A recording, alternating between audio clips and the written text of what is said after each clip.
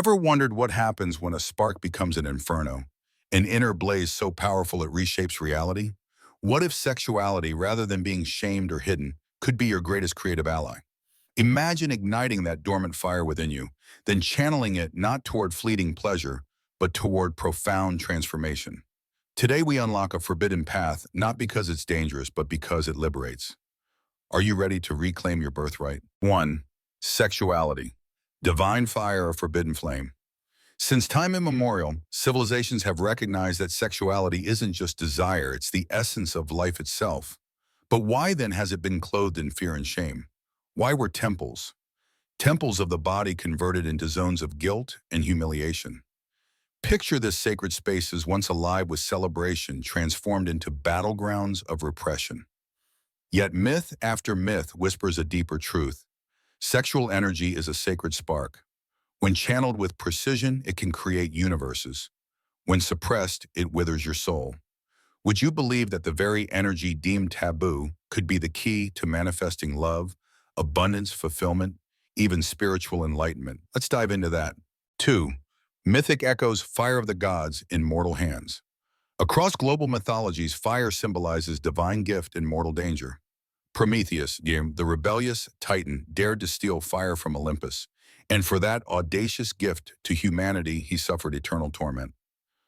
The flame he stole wasn't just warmth, it was the divine spark of creativity, the ability to transform reality. Yet the gods punished him, perhaps because humans, when endowed with such power, become ungovernable. Isn't this strikingly similar to our relationship with sexuality? That raw energy is more than physical, it's transformational. And its misuse or neglect can cost you your grace, yet its mastery can elevate you to godlike sovereignty. 3. Ancient traditions, when sex became a sacred ritual. In the temples of Isis and Osiris, in the tantric rites of India, in Greece's Dionysian ecstasies, the erotic was inseparable from the divine. There was no shame in union, only sacred resonance. The body was revered as a living temple. The union of male and female symbolized cosmic integration, earth meeting, sky yin merging with yang. Sacred techniques guided initiates to channel the serpent fire, kundalini up the spine, converting desire into illumination, pleasure into power, instinct into insight. These were not carnal indulgences, they were rites of passage into the luminous core of existence. 4. The caduceus and inner alchemy, raising the serpent fire. In Hermetic tradition, the caduceus, two serpents entwined around a central staff, mirrors our inner process. The staff equals the spine channeling energy. The serpents equals dual forces, masculine, more feminine, active, passive. The awakening equals kundalini, rising the fire, ascending to kindle higher consciousness. This ascent transforms base desire into spiritual light. But in today's world, how many of us even know this sacred geometry? How many still sleep unaware of the fire coiled at our base? 5. From sacred to shame, who took our fire? How did erotic energy once worshipped become sin? The answer lies in control. Institutions, religious, political, societal, recognize the alarming truth: a person who masters their energy needs no external authority. They themselves become source, channel, vessel, and destination. So they severed our connection. Desire, sin, pleasure, guilt, body, enemy. The flame that should ascend became smoke, dissipating into social obedience. 6. Resurrection, reclaiming vital fire. The Egyptian anastasis wasn't resurrecting corpses. It was enlivening you. The temples taught channeling vital energy from root to crown. Pleasure, power, instinct, intuition, desire, vision. By reclaiming your flame, you renew your life. You don't need prayers, penitence, pastors. You become priest, altar, and God of your own sanctuary. 7. The ambiguity of creative energy. Creative energy is ambivalent. It can consume a wildfire raging out of control, or it can ignite a guiding light fueling creation. That's why ancient teachings wrapped sexuality in myth, ritual, symbolism, not to hide it, but to protect it. Without ceremony awareness, respect the flame threatens to burn everything. 8. The modern paradox, stimulated but spirit drained. In our digital age, we're bombarded with sensual imagery, but energetically depleted. We've lost touch with the sacred line connecting desire to destiny. We've turned fire into spectacle, addiction, hollow pursuit. Yet the spark remains waiting for our courage. Isn't it ironic? We possess sexual energy like never before, but possess ourselves like never before. 9. The grand theft, our inner fire stolen. The greatest theft wasn't Prometheus's flame, it was our own connection to it. We forgot how to listen to our body's subtle whisper, how to hold our creative power, how to flow it into our hearts, our purpose, our destiny. 10. Sexual alchemy, the path to rebirth. Sexual alchemy is the art of returning to your inner garden, the confluence of masculine and feminine sun and moon, earth and sky inside you. In that sacred meeting, boundaries dissolve. Desire is an enemy, it's messenger. The body isn't prison, it's portal. The fire isn't sin, it's seed. It's the path of transmutation, of liberation, and ultimately of conscious creation. 11. Entering the great work. In alchemy, possessing gold isn't enough. You must know what to do with it. Likewise, it's one thing to have the fire. It's another to master its flame. That's the great work, transforming raw energy into conscious reality, sculpted with intention. Next episode teaser. In our next chapter, we dive into 1. Practical keys to awaken your serpent fire. 2. Techniques and rituals for channeling energy upward. 3. Integrating masculine and feminine within in everyday life. 4. Living from the flame, not its smoke, so every moment becomes alchemical art. Closing flare. What if the secret to manifesting your deepest desires, love, freedom, purpose wasn't out there but within? That the fiercest power you'll ever encounter lives between your thighs and travels up your spine. The sacred fire awaits your return. Will you answer its call? In our last chapter, we lit the ancient flame, the sacred fire of sexuality, that once honored, once feared, can now be reclaimed. But awakening the fire is only the beginning. The real art lies in how we carry it, how we refine it, how we transform it into something higher, something luminous. This is the path of transmutation. 2. The art of transmutation, turning fire into light. Transmutation, a word that stirs the imagination, alchemical, mysterious, almost magical. But what does it truly mean? Most people think transmutation is suppression, that to rise above desire, you must crush it, deny it, force it into silence. But that couldn't be further from the truth. To transmute is not to reject, it is to elevate. It means taking something in its densest, rawest form like lead and raising it to a higher vibration like gold. Not by destroying it, but by refining it. In this process, the lead is not the enemy, it's the beginning. And when it comes to sexual energy, this principle becomes even more profound. Transmutation doesn't mean avoiding sex. It doesn't mean dissolving desire or repressing pleasure. Instead, it means conserving that energy consciously and redirecting it toward a higher purpose. It's about channeling, not leaking, harnessing, not wasting. Taoist wisdom, the microcosm within. In the teachings of Taoist master Mantak Chia, we discover that the human body is more than flesh and bone. It's a celestial microcosm. Inside us flows an intricate network of energy meridians, pathways that connect our organs to vital energy centers. Sexual energy in this view isn't just for reproduction or pleasure, it's a sacred fuel, a power that when guided with awareness can be drawn upward, from the genitals to the brain, from instinct to intuition, from desire to insight. This isn't poetic metaphor, it's a concrete practice. It involves breath work, focused visualization, and the contraction of specific internal muscles. It's like learning to play a sacred instrument with the body as the string and consciousness as the bow. The tantric path, sublimation, and the sleeping serpent. In the tantric tradition, this process is known as sublimation, the goal to guide the energy upward through the subtle channels along the spine, starting at the Muladhara root chakra, rising all the way to the Sahasrara crown chakra, awakening the coiled serpent within Kundalini. But here's a common misunderstanding. The point is not just to hold on to sexual energy. The real goal is transformation, to shift the very quality of that energy, to refine its frequency, to let it rise, purify, and enlighten you from within. Reich's insight beyond repression. Toward integration. Pioneering psychoanalyst Wilhelm Reich dared to speak openly about sexual energy in the modern West, a topic long buried under taboo. He believed that the repression of orgasm or its unconscious release was a major source of neurosis. But he also offered a third path, one of conscious integration. To Reich's sexual energy was part of a greater cosmic force he called orgone, a life energy that could be cultivated, accumulated, and used not just for sex, but for creation, healing, and deep personal power. This is the essence of transmutation. Desire not a demon, but a dragon to ride. The sexual alchemist doesn't demonize desire. He doesn't run from it, repress it, or pretend to transcend it. He faces it directly like a dragon rider mastering the fire beneath him. Desire is not your downfall, it's your fuel. But left ungoverned, it becomes destructive, just like water behind a dam. If you open the gates wildly, the flow destroys. But if you channel it through turbines, it becomes electricity, usable, powerful, life-giving. Desire is the water, consciousness is the turbine. Chastity reimagined, not repression but refinement. Many Hermetic and mystical traditions speak of alchemical chastity, but this is not about celibacy or shame. It's not about refusing the body. It's about not wasting your sacred energy unconsciously. You can live a fully active sexual life and still transmute your energy if the act becomes intentional, conscious, even ritualistic.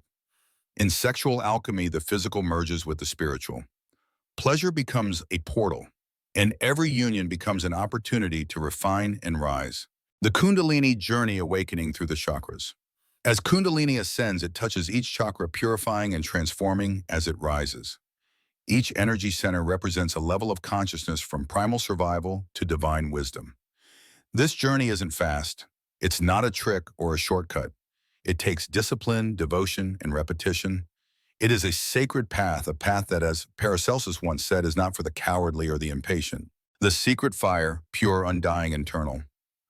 The alchemist spoke often of the secret fire, a flame that burns within, yet never consumes. A warmth that illuminates without destroying. When this internal fire is mastered, when sexual energy is purified and no longer enslaves the self, the alchemist becomes a fountain of inexhaustible power. The magnetic body radiance made real. This fire doesn't disappear. It becomes magnetism, an invisible force that radiates from your presence, influencing the world around you. Your very body becomes a living magnet. This is not symbolic. It's bioenergetic, psychological, and spiritual. As Manly P. Hall wrote, the aura of an awakened being becomes vibrant, luminous, drawing others not through force, but through resonance. The world reflects back what you now carry inside: purity, presence, power. Final reflection. This is the true power of transmutation.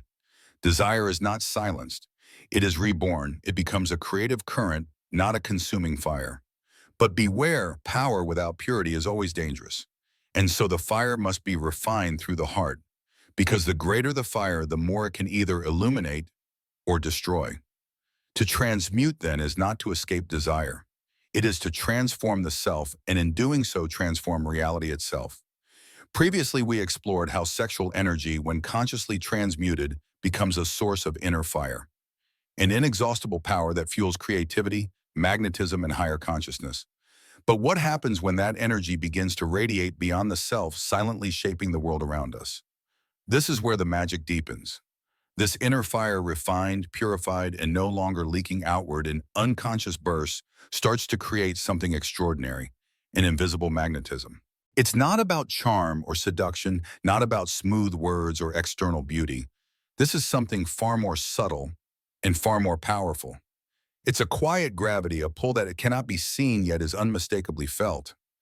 People may not be able to explain why they're drawn to someone, but they feel it like a current, a pulse, a vibration that reaches beneath the surface. This is magnetism without noise. It doesn't require words. It simply is. Modern science, though still in its infancy when it comes to understanding such forces, has begun to scratch the surface. The field of bioelectromagnetism, for instance, reveals something astonishing. The human heart emits an electromagnetic field that is thousands of times stronger than that of the brain. According to the HeartMath Institute, particularly in their study, The Electricity of Touch, there is measurable energy exchange occurring between people, subtle, invisible communication through the heart's electromagnetic field. This suggests that we're constantly interacting with others on an energetic level far beyond spoken language. But mystics have said this all along. They've long known that when sexual energy is consciously sublimated, lifted rather than discharged, it amplifies this electromagnetic aura. The body begins to function like an inner sun, radiating unseen frequencies that attract experiences, people, and opportunities aligned with one's vibration. In Taoism, this phenomenon is known as the magnetic virtue, a natural force of attraction that arises from being in harmony with the Tao, the flow of universal energy. In Hermetic tradition, it's referred to as the astral light, an ethereal field that records and circulates all thoughts, emotions, and intentions. When sexual energy is deposited into this field through transmutation, it doesn't just vanish, it begins to shape reality. It's like bending the wind or planting seeds in invisible soil. Carl Jung understood this well. He spoke of eros not just as sexual drive, but as the psychic force that weaves connection between people, between dreams, between synchronicities. It is the silent thread that ties together seemingly unrelated events. This force doesn't chase, it draws. And here's the paradox: the more you strive externally to attract, the more life pulls away. But the more you overflow from within, anchored, whole, radiant, the more reality gravitates toward you. True magnetism is not about effort. It is a natural consequence of being fully alive inside. That's why ancient masters of sexual alchemy were often described as irresistible, not because of physical looks or charisma, but because they carried a dense, luminous energy. They didn't manipulate. They didn't beg. They didn't chase. They emanated. This inner radiance was also called personal power, though not in the modern egoic sense of domination. It was the power of wholeness, of being so filled with vitality, creativity, and awareness that the universe itself begins to reconfigure around that energy. Sexual alchemy then doesn't just draw romantic partners. It draws everything: opportunities, insights, abundance, inspiration. Because when creative energy isn't wasted through constant physical release, it seeks new pathways for expression. It becomes vision. It becomes courage. Take Nikola Tesla, for example, one of history's most brilliant minds. He attributed his remarkable creativity not to luck or schooling, but to the sublimation of his sexual energy. Tesla reportedly avoided intimate relationships not out of asceticism or repression, but because he understood that his energy, once retained and redirected, became the fuel for genius. The modern practitioner of sexual alchemy may or may not choose celibacy. That part is personal. What truly matters is consciousness. It's not the absence of sex that creates magnetism, but the intention behind it. It is choosing not to be ruled by impulse, not to let pleasure become an escape, but rather a sacred act, fully embodied, fully aware.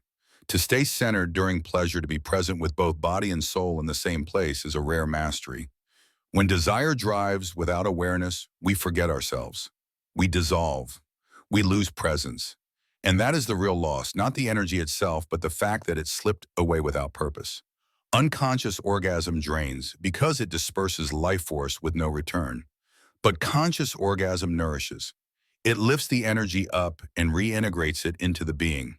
It vibrates at a higher frequency like ripples, spreading across a still lake, touching distant shores, and circling back to the center. Everything you send out returns. But in the realm of sexual alchemy, what you send is not just thought. It is intention fused with vital energy, and that gives it weight, momentum, magnetism. That is why the tantric and hermetic traditions issue a clear warning: to transmute without first purifying the heart is dangerous, because sexual energy amplifies everything. If there is light, it shines brighter. But if there is shadow, it too is magnified. So invisible magnetism is not a trick to get what you want. It is the sacred path of becoming what you desire. And in becoming, the world responds. Reality is a mirror that reflects back your internal state. And transmuted sexual energy is the light that polishes that mirror. In the end, we don't attract what we ask for, we attract what we are. Sexual alchemy is not about denial. It is about refinement. It is the practice of raising yourself to your highest vibration so that all things around begin to resonate with that frequency. This magnetism cannot be bought. It cannot be faked. It cannot be memorized from a book. It emanates from the deepest part of your being. And wherever it reaches, life listens. Because at its core, the universe itself is drawn to one thing, the brilliance of a soul that has become a sun. Boy,